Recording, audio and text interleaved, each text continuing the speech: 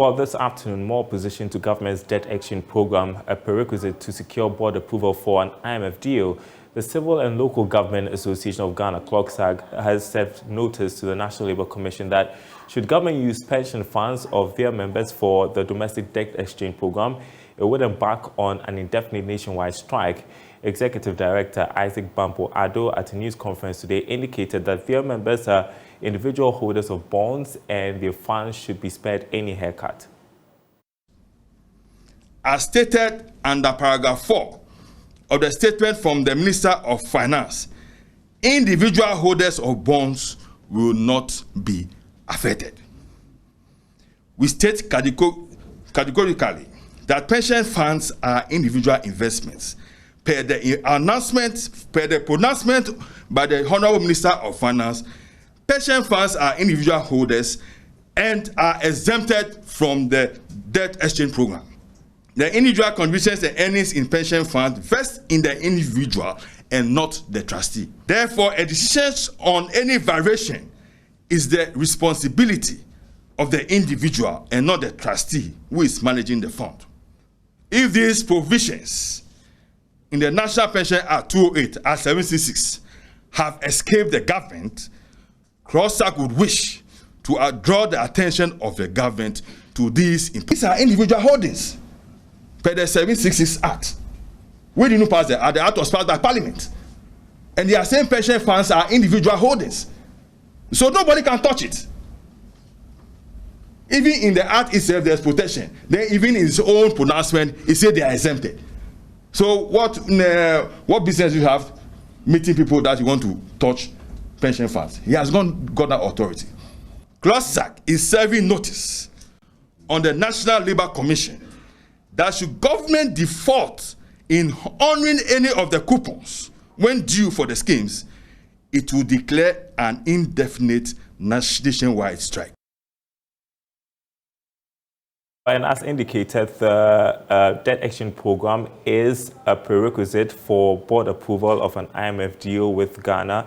And so it is important that government gets everybody who is concerned to follow through with this. And so now that we're having opposition from the organized labor, how does government deal with this? We'll be digging in on that in the program. In the course of the program, we'll have Daryl Kwawu on, who is senior finance lecturer at the University of Cape Coast. But what's also happening following the announcement of a staff level agreement is the Cedi's good run against major trading currencies. You may have noticed how much the Cedi is going for to the dollar and other major trading currencies. We want to bring in Samuel Agri, who is Executive Secretary of the Food and Beverages Association of Ghana, to discuss this and what it means for manufacturers as well. Thank you for your time. So I'm just going to go straight to it, Mr. Agri.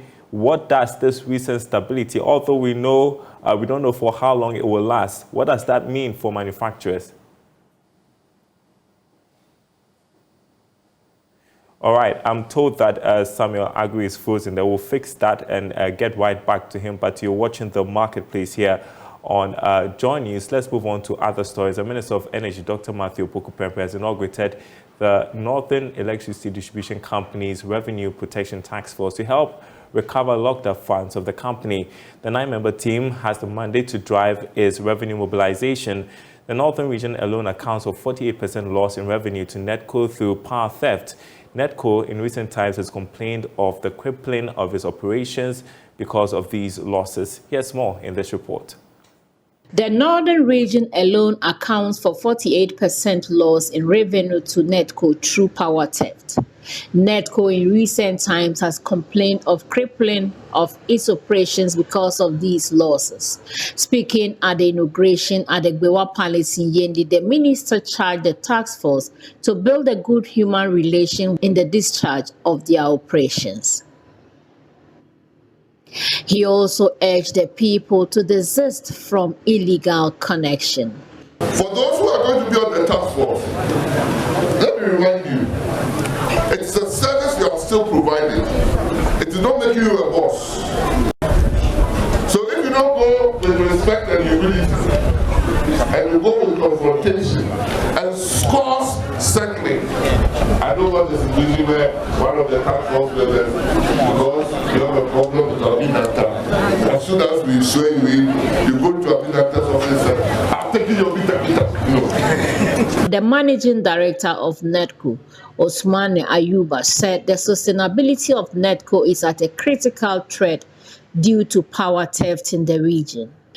He said the power theft situation in Tamale, if not addressed immediately, can cause a total collapse of NEDCO. The sustainability of NEDCO is under a very critical or credible threat by the power theft. Our losses in modern India in general, and Tamale in particular, constitute an existential threat to NEDCO. Whereas the losses in modern India over around 45%, the case in Tamale Township is around 48%.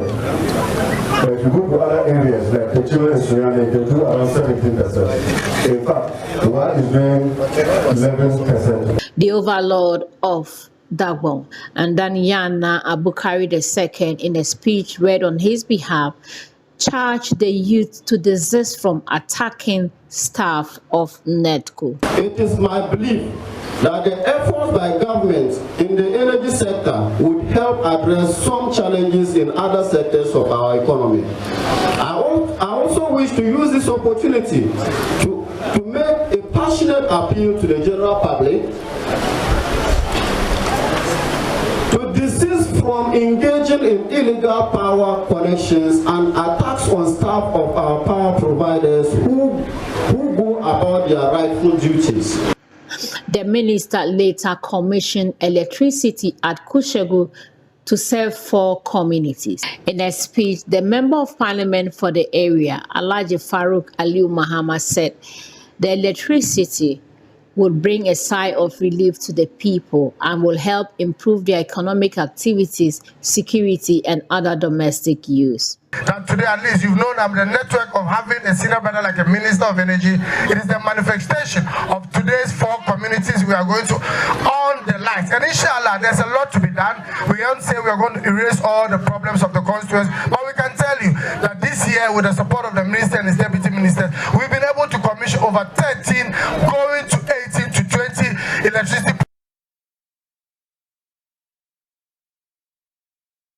Right, that story filed by Martina Buguri. Let's go back to the conversation with Samuel Agri, who is Executive Secretary of the Food and Beverages Association, on the city's stability and what it means for manufacturers.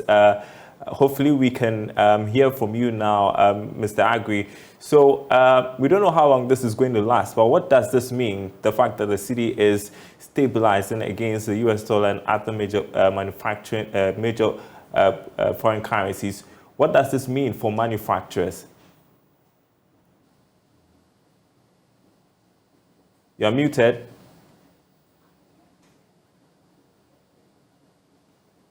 The appreciation of the city itself is in a good direction, as we should say. But what we are looking at is to have a very stable currency where you can have a long-term planning as to the way you want to sell your goods and what you want to import over the period. Because when your raw materials comes in at a higher cost, then of course, what will happen is that the cost also will go up, and then consumers will also bear the brunt of it. And business-wise, it will not be good for you, whether you will still want to be in business or you want to hold up. But if you look at the past few months, what has actually happened is that people have imported raw materials at the cost of a higher dollar or the higher Cedi against the dollar, and some of them even have to pay as much as 13 to 14 Cedis and even as 15 Cedis during the time that they were clearing their goods. And therefore, if it continue happening like this, then you wouldn't have much to say than also to maintain the cost as it is. But I should say that what is happening now, when you look at it, one may say then prices will also have to come down because the city is becoming very stable. The stable aspect of it is good for business. But then what we have now in pricing or the cost of goods in the market will unfortunately remain so for a very short period. to stabilize the market before you can see the prices coming to its normalcy. So the prices as we see in the market will not change for now. And most of them, as you see, especially within the retail market, what you will see is a discount sale, just to make sure that goods are moved of the warehouses, and then to ensure that the new ones that will come in, if the city itself will be stabilized at that time, then we will have to look at it again. But going forward, the budget that the ministry or the finance minister presented last time gives some cost build-ups in the production sector. If you look at it, the minister said we were going to do so many things to ensure that we produce at a competitive price. But when you look at it, at the tax component, where it has gone up almost about 5%, if it happens like that, or if it continues, then of course, whatever the government wants to give to manufacturers will then not be in any good sectors, we should say. But we expect that maybe government will consider that though they need money, but if it comes to manufacturing in this country, then they will have to relook at that aspect of it, so that manufacturers can then sell at a lower price and then make very competitive in the West African markets. Then you also look at the import that comes in. As at yesterday or even today, though the dollar has come down, we are still clearing goods at the port. Bank of Ghana rate at 12 cedis, almost 59 pesos. And if it happens like that, then of course the importer will have no choice to maintain the prices that they are having, because if the cedi is coming down and we are still clearing goods at a higher rate, then you ask yourself, because it should link or synchronize with the appreciation of the cedi.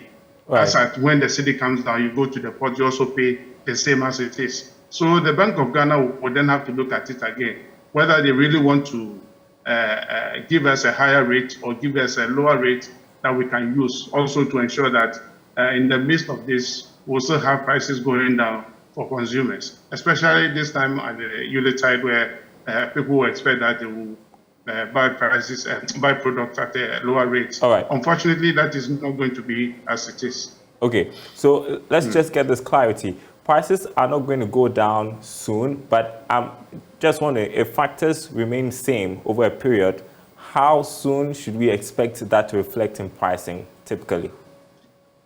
Well, prices should come down going forward between February and April, between February down to April. But when you look at government's own policy of increasing the VAT rate, this will also go up to show up the price as we have now. And then also considering that the benchmark value will go for a complete 100% recovery, then we are expecting between 25 and 30% of an increment from the port as if it comes to the benchmark values. So you see that even as the cedi is going down, there are other factors that is also going to drive prices up again. So the only thing that will be left with the importer or the manufacturer. As for the manufacturing sector, we'll be looking at the cedi performance as against our imports. Okay. And then the same imports for those who are bringing in the finished products, you also look at the benchmark values, which is also going to go up about 30%. So invariably, what is going to happen is that come next year, we'll have a fair deal for manufacturing, and then the import sector for finished product will also go on the higher side, a bit of a higher side for consumers. Well, since you speak about next year, what is the sense of optimism about prospects following the staff level agreement with the IMF? Yes, with this staff arrangement that government is talking about, we only hope that they will get their act right for this money to come in. But most of this money that is coming in, we pray that it doesn't go for government expenditure or consumption. If it happens like that, then of course, we will not have much to trade with if it comes to the business sector. Because now what is happening is that most people, or the forex, what they have done is to buy most of these dollars and keep them in there. We hope that it doesn't happen that way, because $3 billion coming into the Ghanaian economy is quite a huge amount. And therefore, we expect that it should ease certain areas, and then also the inflation as we see it now will also come down, so that whatever is coming in pricing will actually reflect in our inflation margins. Otherwise, what will happen is that whatever government is negotiating for, if we are not careful, it may not address the exact things that we expected it to address. Okay. Government, therefore, will then have to go back and then look at its own expenditure, so that if they are able to reduce the political appointees that we have in the system, which is killing us. If they're able to do that, of course, much of this money will be available for government for it to carry out this development projects and other aspects of the economy. So we expect that government will prudently ensure that this money really goes to where it's supposed to go, and therefore it doesn't come in as a consumption money. Okay, so we've got my last question. We just have a minute on this. We've got groups like the AGI asking government not to touch pension funds of industrial workers as we look ahead to the approval from the board of the IMF for a program. Is this something that workers in your space are concerned about in view of this debt exchange program? In fact, this is an area that we pray that government doesn't go there, because in the private sector, if government takes such a policy, we have little to fight for, or even to go to government to ask for its reversal. But with the civil service, they might be able to fight for all, because when they're able to get what they want, it reflects into the private sector. Because you see, what is happening is that we have these businessmen who have also put in their money into these bonds and all that. So if government comes to tell you that for 1 year you are not going to get an interest for what you have invested, then it's a bit of an eyesore. And we shouldn't let this thing happen at all. Because if it goes to the private sector and the civil servants, as opposed to people going on pension and other things, not having disposable incomes to spend during this period, then it becomes a worry for government, because it's not their making. So government will then have to go back and reconsider this position, because when the money was being wasted, I should put it that way, all the civil servants and the private sector were not there. It is these politicians who have wasted our money and mismanaged this economy. So therefore, if you're asking us to go back to also help to ensure that there's a stability in the system, then government itself will then have to go back to reduce the ministries that we have, reduce the political appointments that we have, and then ensure that those that have been appointed by the civil servants regime will then work. Because we have the chief directors in there. And then we also have politicians who are dictating day-to-day affairs, which some of the policies does not even work. Governments owe Ghanaians a lot to go back and then look at all these things. After all, we have nothing to lose if we reduce political appointees, and then also to cut down the ministerial positions that we have. So it is something that is dear to our hearts as Ghanaians, and therefore government should take it upon itself. The president has nothing to lose at this time if he takes certain measures that will bite his own people. So we need to do something about this. All these things that Thank you so much, Samuel Agui, the Executive Secretary of the Food and Beverages Association of Ghana. Appreciate your thoughts this afternoon. We'll still stay on the issue with the debt exchange program. As we reported earlier in the bulletin, CLOGSAG, the civil and local government workers, they are threatening a strike if pension funds of members are touched. Joining us on this, Daryl Kwawu, Senior Finance Lecturer at the University of Cape Coast Business School. So it appears government is in for a tough time with labor unions over the debt exchange program, and it looks like government has not made progress in convincing organized labor that it is an important thing to do. So how does government deal with this opposition as as we've indicated, debt restructuring is critical for approval of an IMF deal. Yeah, thank you very much. Good afternoon, Daryl.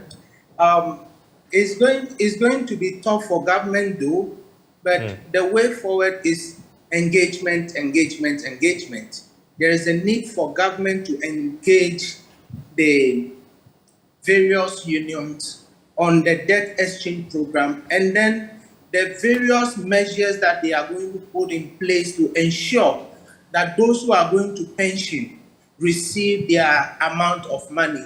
It is not everybody that is going on pension that will receive, not everybody on the pension scheme will be going on pension in the future.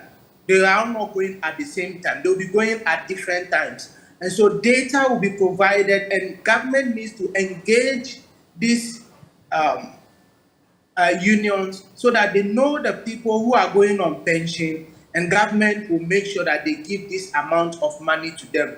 But putting a blanket statement that the entire amount of money is going off is going to be very problematic, and people are going to find it very difficult accepting it. So much engagement will be the way forward. ClockSAG is asking government to take a second look at the free SHS program and other programs for that matter as a way of bringing relief. We've also heard just right now from the Food and Beverages Association Executive Director, Samuel Agri, talk about government appointees, the fact that they should be cut down as well to make up for some of these things. Your thoughts?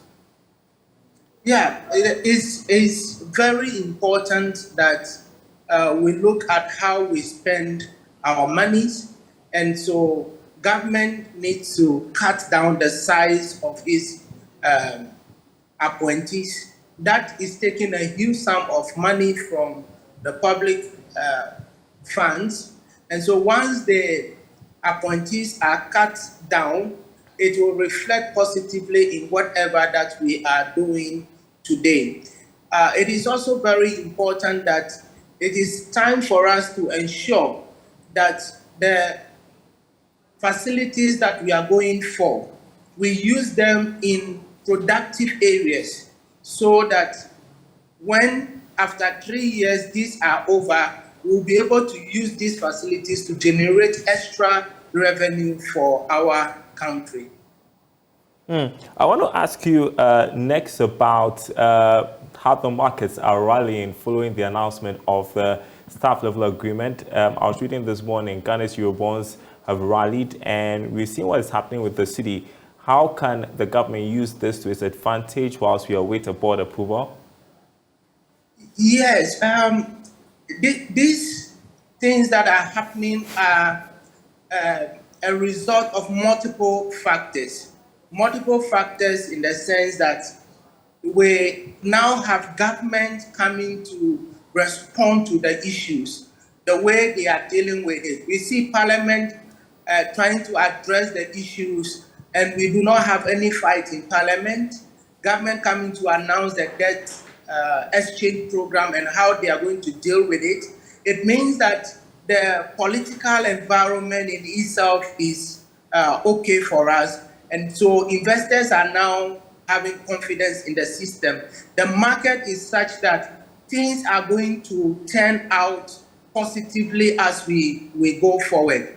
We should not manipulate the system. So the people who speculate, they are investors. So they speculate, they create some kind of fear, and so people rush to go and take the dollar or exchange the dollar for whatever they are doing. The same speculation now is driving the cedi down, and we hope that the government and Bank of Ghana, what they are doing now, they need to sustain it, especially when we have Bank of Ghana not giving a dollar to anybody at all, but to essential services that are needed in the country. These are some of the things that we spoke about, and government or Bank of Ghana is responding to this. Okay. Whatever that we are doing now, we make sure that we continue to do it, and then we don't change in the near future. We should not react to whatever that is happening. Let's continue to do the good things that we are doing, and it will be okay for the market. wish we would have had you on for a longer time, but our time is up. Daryl Kwawu, the Senior Finance Lecturer at the University of Cape Coast Business School. Appreciate your time. That's the marketplace. More news on our website, myjoyonline.com/business. We'll see you same time tomorrow.